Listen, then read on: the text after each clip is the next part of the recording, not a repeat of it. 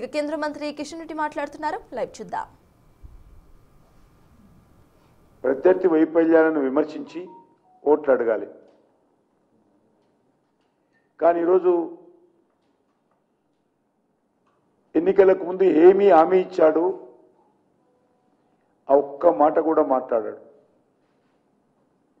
2 సంవత్సరాల్లో ఇచ్చినటువంటి హామీల మీద ఏం చేశాడు, ప్రభుత్వము ఈ యొక్క హామీలను ఏ మేరకు అమలు చేసిందో దాని మీద ఒక మాట మాట్లాడాడు. ప్రత్యర్థి పార్టీల మీద విమర్శ అది పార్టీ పరంగా సమస్యల పరంగా ఉండాలి. కానీ ముఖ్యమంత్రి పూర్తిగా గత 2 సంవత్సరాలలో ఇచ్చినటువంటి ఏ ఒక్క హామీ అమలు చేయకుండా పూర్తిగా వైఫల్యం చెంది ప్రజలలో వస్తున్నటువంటి భయంకరమైనటువంటి అవినీతి నుంచి ఏదో రకంగా ప్రజల దృష్టి మళ్లించేటువంటి ప్రయత్నంలో భాగంగా గత నెల రోజులుగా లేక అంతకుముందు కూడా నా మీద వ్యక్తిగతమైనటువంటి విమర్శలు చేస్తా ఉన్నాడు. మా పార్టీ మీద తప్పుడు విమర్శలు చేస్తా ఉన్నాడు. మా ప్రధానమంత్రి గారి మీద కూడా తప్పుడు విమర్శలు చేస్తా ఉన్నాడు.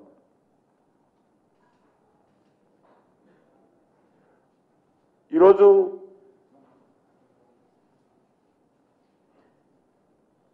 బీజేపీ బీఆర్ఎస్ కలిసిందని దిగజారుడు రాజకీయాలు రేవంత్ రెడ్డి కాంగ్రెస్ పార్టీ నాయకులు ప్రచారం చేస్తా ఉన్నారు. గత శాసనసభ ఎన్నికల్లో కూడా ఇదే విధమైనటువంటి ప్రచారం చేశారు. రాజ్యాంగం గురించి మాట్లాడారు. పార్లమెంట్ ఎన్నికల్లో ఇదే విధమైనటువంటి తప్పుడు ప్రచారానికి దిగారు. మొన్న ఎమ్మెల్సీ ఎన్నికల్లో కూడా రేవంత్ రెడ్డి ప్రచారం చేస్తూ ఇదే రకంగా ఆ ఎన్నికల్లో కూడా నాపైన వ్యక్తిగతమైనటువంటి విమర్శలకు దిగాడు. నేను ఒకటే రేవంత్ రెడ్డి గారికి మనవి చేస్తా ఉన్నాను. నన్ను వ్యక్తిగతంగా విమర్శించినా, నా మీద తప్పుడు ఆరోపణలు చేసినా, వాస్తవాలకు విరుద్ధంగా మాట్లాడినా, నా వ్యక్తిత్వాన్ని దెబ్బతీసే ప్రయత్నం చేసినా మిస్టర్ రేవంత్ రెడ్డి నేను భయపడునని సందర్భంగా మనవి చేస్తున్నాను. నీ మాటలు తెలంగాణ ప్రజలు నమ్మే స్థితిలో లేనప్పుడు, నా మీద తప్పుడు మాటలు మాట్లాడితే తెలంగాణ ప్రజలు విశ్వసించినప్పుడు నేను ఎందుకు భయపడాలి అని అడుగుతా ఉన్నాను. తెలంగాణ అభివృద్ధి విషయంలో నాకు రేవంత్ రెడ్డి సర్టిఫికెట్ అవసరం లేదు.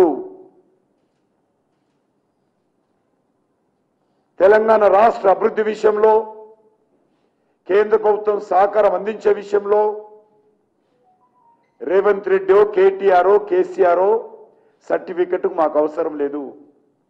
భారతీయ జనతా పార్టీ గత 11 సంవత్సరాలుగా ఏ రకమైనటువంటి పాలన కొనసాగిస్తుందో దేశ ప్రజలకు తెలుసు, తెలంగాణ ప్రజలకు తెలుసు. మాది మీలాగా అవినీతి పార్టీ, అవినీతి ప్రభుత్వం కాదు. మాది టీఆర్ఎస్ లాగా, కాంగ్రెస్ లాగా కుటుంబ పార్టీ కాదు. మాది బీఆర్ఎస్ కాంగ్రెస్ లాగా బయటకు ఒక మాట లోపల ఒక మాట మాట్లాడడం. చెప్పిన హామీలు ఖచ్చితంగా అమలు చేసేటువంటి పార్టీ నరేంద్ర మోడీ గారి నాయకత్వంలో మడమ తిప్పని పార్టీ మాది. మడమ తిప్పని పార్టీ ప్రభుత్వము 140 కోట్ల మంది ప్రజల ఆశీస్సులతో 3వ అధికారంలోకి వచ్చి ఒక చిన్న అవినీతి ఆరోపణ లేకుండా పనిచేస్తున్నటువంటి ప్రభుత్వం మాది.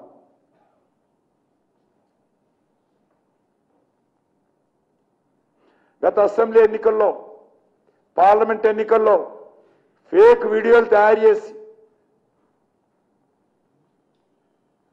తప్పుడు ప్రచారం చేసినటువంటి party Congress party, BRS party. ఇప్పుడు జూబ్లీ హిల్స్ లో కూడా అదే రకమైనటువంటి తప్పుడు ప్రచారం.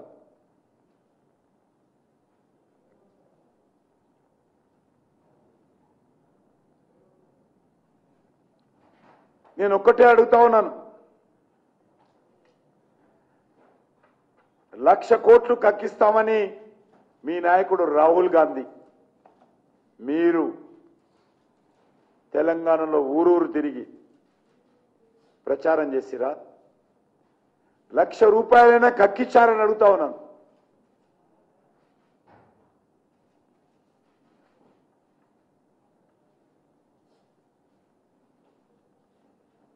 మీకు బీఆర్ఎస్ పార్టీకి ఢిల్లీ స్థాయిలో ఒప్పందం కుదిరిందా లేదా? ఇది వాస్తవం కాదా? కేటీఆర్ నిన్నగాక మొన్న మాట్లాడుతూ రేవంత్ రెడ్డిని రాహుల్ గాంధీ ముఖ్యమంత్రిగా తప్పించాలనుకుంటున్నాడు,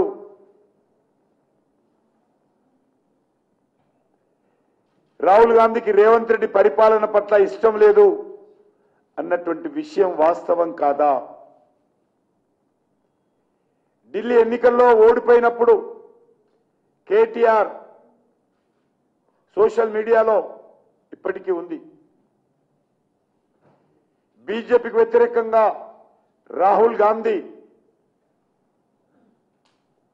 కేజ్రీవాల్, కేసీఆర్ లాంటి వాళ్ళందరూ కూడా కలుపుకొని పోరాటం చెయ్యాలి అన్న విషయం వాస్తవం కాదా? మరి ఈరోజు ఏ రకంగా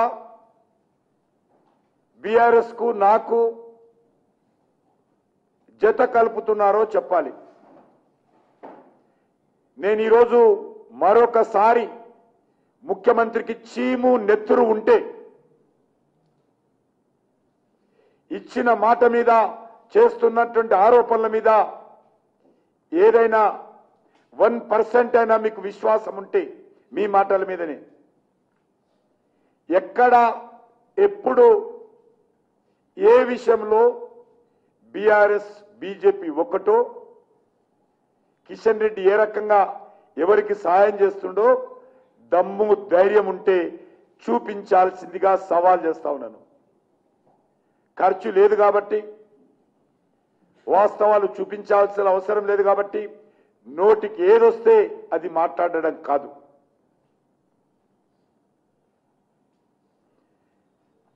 ఫోన్ ట్యాపింగ్ కేసు ఏమైంది? విద్యుత్ కొనుగోళ్ల కేసు ఏమైంది? ధాన్యంలో అక్రమాలు ఏమైంది? భూముల కుంభకోణం ఏమైంది? అనేక మంది ఎమ్మెల్యేల మీద, మంత్రుల మీద ఊరూరుకు తిరిగి ఛార్జ్షీట్ పెట్టావు కదా బీఆర్ఎస్ ఎమ్మెల్యేల మీద. ఒక్క ఎమ్మెల్యే మీదనైనా, ఒక్క బీఆర్ఎస్ మంత్రి పైననైనా చర్యలు తీసుకున్నావా మిస్టర్ రేవంత్ రెడ్డి? ప్రతి ఎమ్మెల్యే మీద ఊరికి తిరిగి అడ్డంగా మాట్లాడుతూ వీడు వాడు, నా ప్రభుత్వం వస్తే వీని జైల్లో పెడతా, వాడిని బొక్కలో దోస్తా, వీని డబ్బులు గక్కిస్తా, ఎన్ని మాటలు మాట్లాడావు రేవంత్ రెడ్డి? మీరు నన్ను విమర్శిస్తారా? ఆ నైతికత మీకున్నదా అడుగుతా ఉన్నాను. కిషన్ రెడ్డి ఏంటో, భారతీయ జనతా పార్టీ ఏంటో తెలంగాణ ప్రజలకు, దేశ ప్రజలకు తెలుసు. నాకు మీ సర్టిఫికెటో, కేసీఆర్ సర్టిఫికెటో అవసరం లేదు. అసలు మీ మాట ఎవరైనా తెలంగాణ ప్రజలు నమ్ముతున్నారా? ఏ ఒక్కరైనా అసలు మీ పార్టీలో నీ మీద నమ్మకం ఉందా? మీ మంత్రులు నమ్ముతున్నారా? కేబినెట్ బయటకు వచ్చినాక మీ మంత్రులు ఏం మాట్లాడుకుంటారో ఒక్కసారి విన్నావా? మీ మంత్రులు బయట మిగతా పార్టీలతో కలిసినప్పుడు, మిగతా కార్యకర్తలతో కలిసినప్పుడు మీ మీదంగా ఏ రకంగా మాట్లాడుకుంటారో ఒక్కసారి అవగాహన చేసుకున్నావా?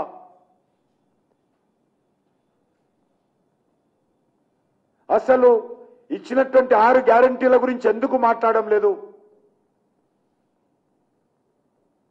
ఈరోజు 6 గ్యారంటీలు పూర్తిగా వైఫల్యం చెంది ఒక్క గ్యారంటీ కూడా అమలు చేయకుండా 420 సబ్ గ్యారంటీల పట్ల పూర్తిగా తెలంగాణ ప్రజలకు వెన్నుపోటు పొడిచి దగా చేసి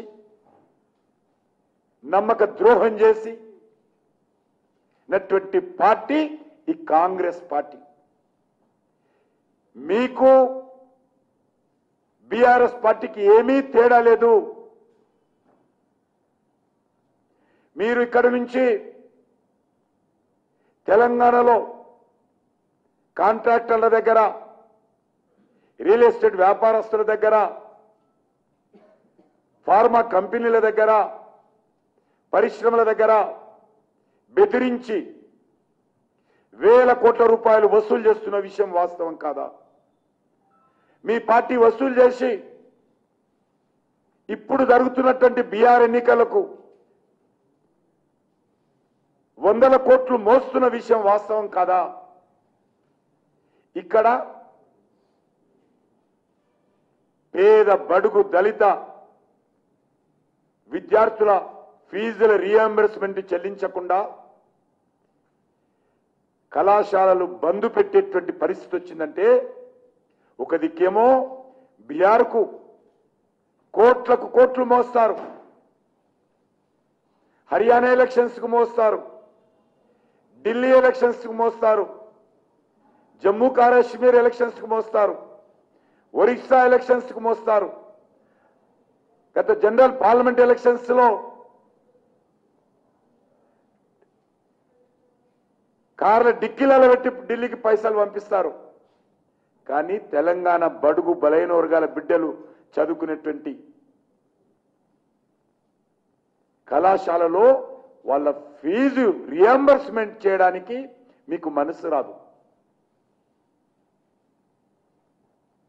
కాంట్రాక్టర్లకు పైసలు ఇస్తావు, ఆరోగ్యశ్రీ పేద ప్రజలు వైద్యం చేసుకుంటే ఆరోగ్యశ్రీకి పైసలు ఇవ్వు. హైదరాబాద్ నగరంలో వీధి లైట్లు కాలిపోతే వీధి కొనడానికి డబ్బులు లేవు, నువ్వేమో పెద్ద పెద్ద మాటలు మాట్లాడతావు.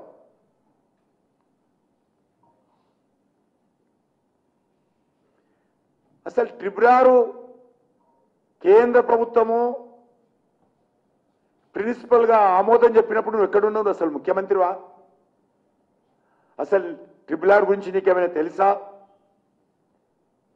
ట్రిబ్యునల్ మంజూరు చేసింది మేము, కేంద్ర ప్రభుత్వం. ఈరోజు ట్రిబ్యునల్కి అడ్డుపడుతుందంటాడు.